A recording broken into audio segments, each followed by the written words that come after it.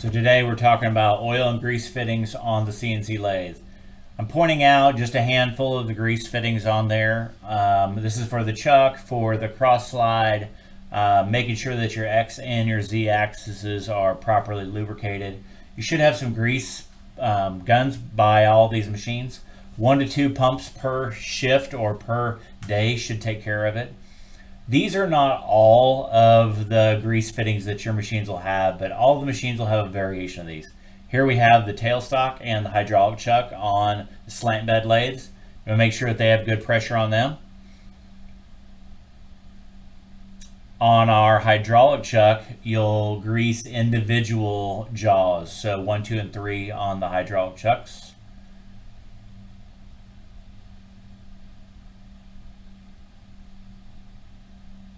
And you also have way lube on the slant bed lathes.